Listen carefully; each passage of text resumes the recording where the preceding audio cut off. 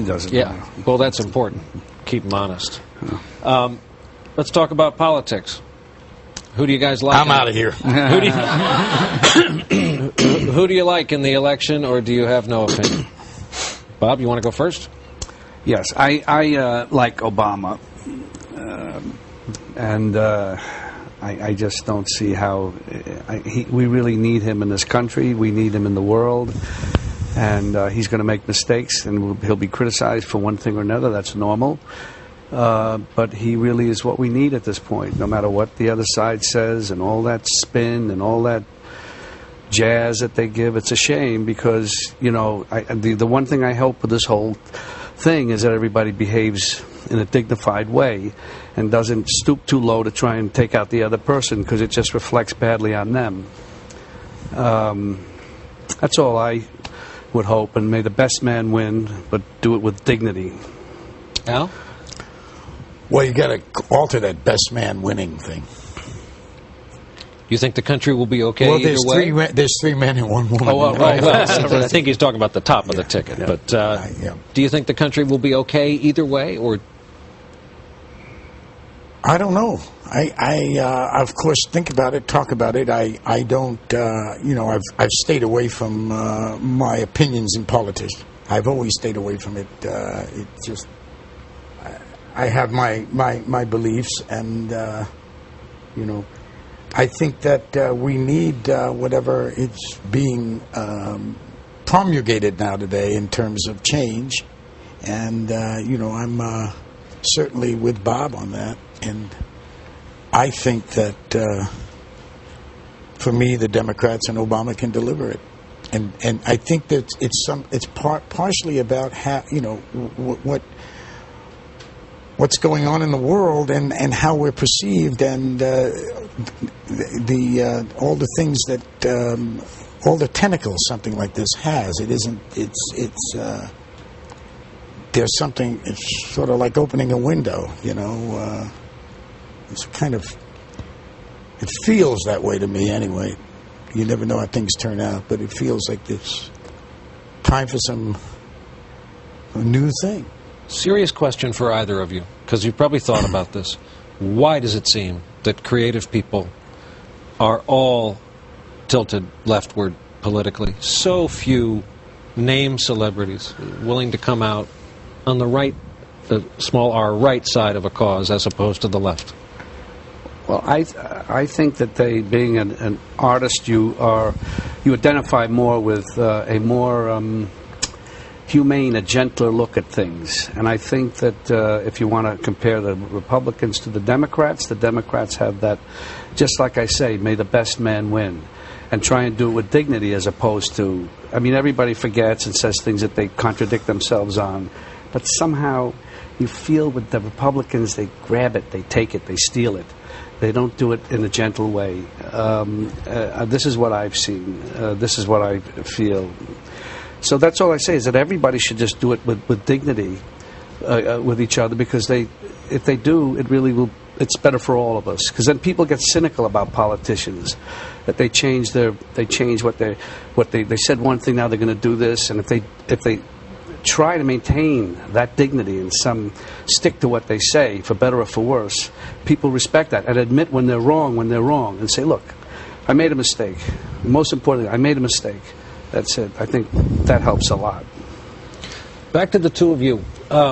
When you look out at the work that you know is out there, you read scripts, you read plays, you know what happens when you get together. You know what happens when a camera's rolling in a room with the two of you. Is there a piece of work out there that you've talked about doing, something you have in your mind, something you hope is created that you can hang in the Metropolitan Museum at the end of your careers, that you did together, you could hang in the Louvre in Paris as a piece of art and say, we did this? Is there any holy grail out there for the two of you, creatively? No. You know, actors sort of, it's you know, when Bob directs too, you know, I think Bob is a great director also. And I think that when you find material that you want to do, but as an actor, you're sort of always in search of a role. that's, naturally you always think that something's going to come along that's going to allow you that freedom to go deeply into your own creative imagination. And it happens very rarely, so you sort of live in a kind of constant pursuit of that thing. You never know where it's going to come. Sometimes it's sort of like love. You don't know when it's going to happen, but you keep an eye out for it. But you are at the mercy of the role, really. And of course, Shakespeare is there, and there's many roles in Shakespeare. But then it's this: where do you go do it? It requires a lot of components in order to do these things. You just don't say, "Well, I'm going to go play." It's the very nature of life. Where is your life that dictates what you're going to do? Where you're living, who has the similar interest to you in that area. Sometimes it's more, things are more accessible, and then sometimes they're not. I mean, it just depends on.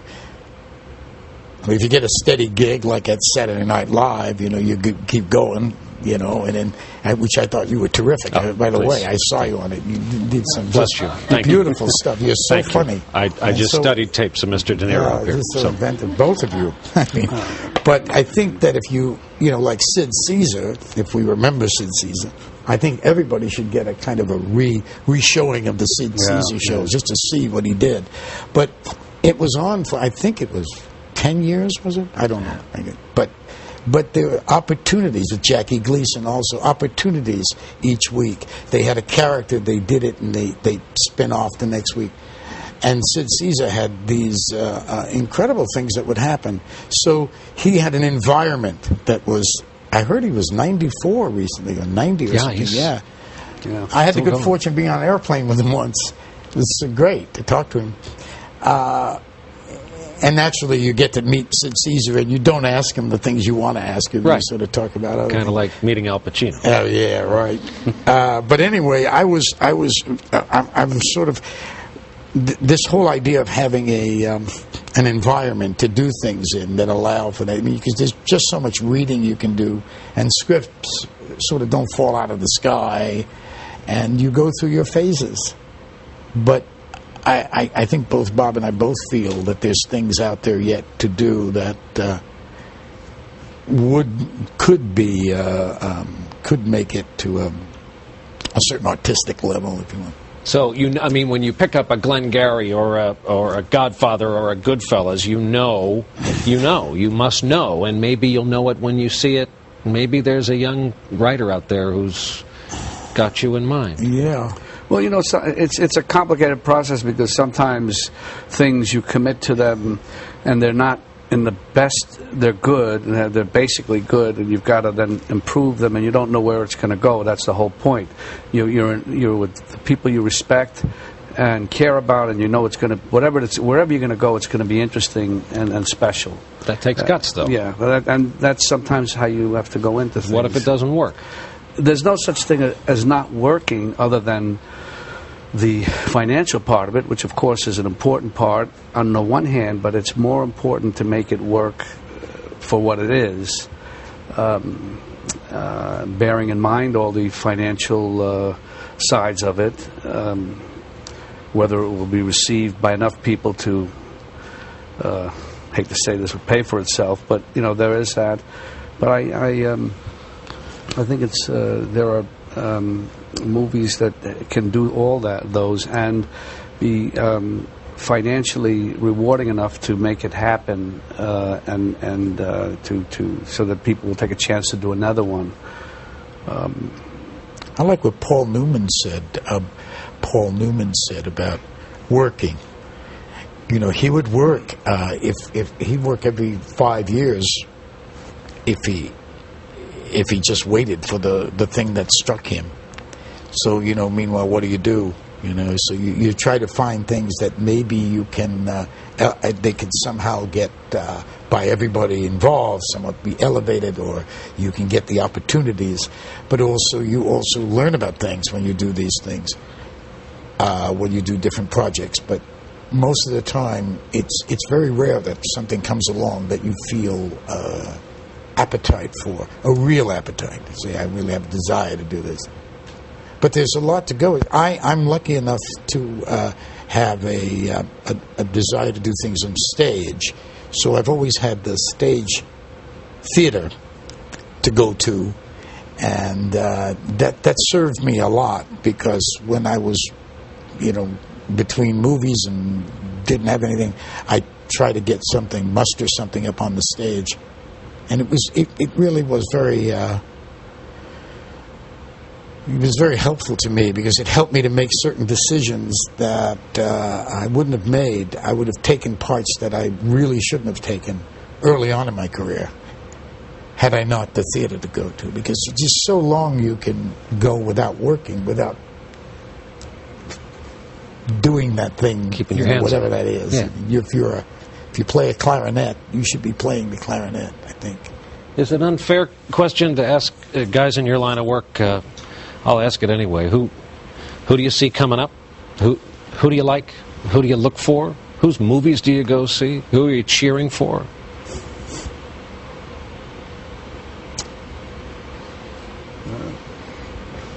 Well, you never know when you're going to see it. Usually, they all come out at the end of the year, right? And the end of the year, they wait for December, and 400 films come out. That's right. For Oscars and stuff. So you wish they would spread them out a little bit more. But there's a lot of great people coming up. I mean, I'm stunned by at least by the movie acting I see. Do you feel good about the industry? A lot of people are, say the movie business, reached its peak in whatever name your era. Do you feel good about the industry? Well, I think that there are more movies, independent films now than there were before. Yeah. I remember when we were starting, there were very few independent movies. I worked with Brian De Palma, was an independent. I don't know if you did. I was thinking of Robert Downey Sr., Robert Downey Jr.'s father. Yeah. He did some very good movies. And there were others, but not the way it is today. So that's a good thing for creative people. Dog Day Afternoon today would be an independent film. The studio wouldn't make a Dog Day Afternoon, and at that time Warner Brothers made it. So it has changed in that respect, and sometimes it's tougher for the independent films. I just heard a good thing about Mickey Rourke, his movie and his acting and his performance in this movie he's done. Again, an independent film by a very good filmmaker. Yeah. So these things pop up, and but they usually don't have the finances, right? Because movies are expensive sometimes. I mean, it requires a lot of people, a lot of ingenuity and work, and sometimes they don't have the funding, so you can feel it in the picture. Sometimes it's worthwhile. I just got the evil eye. I got two more questions. And I'll but go there are a lot of young actors. I mean, a lot of great young actors. Ryan Gosling, that's just the top of my head. Yeah. Leonardo DiCaprio, Sean Penn, though he's older. Johnny Depp. Johnny Depp, Matt Damon. Daniel Day-Lewis. Daniel Day-Lewis, wonderful. He's in There Will Be Blood. I mean, he was great. Oh, my God. The movie was just... what a great movie. I'm not thinking of other people. There are just a lot of wonderful actors. But you know them when you see them. Yeah. How much news do you guys watch? And what do you make of the national conversation? Are you upset by it? The state of our discourse? The arguments? Well, like I was saying, I'm upset by some of the pettiness of the politicians, and sometimes the media sort of encouraging that, because it encourages a petty fight. He said this, he said that. Obama said this about what McCain said or Palin. It's like a joke.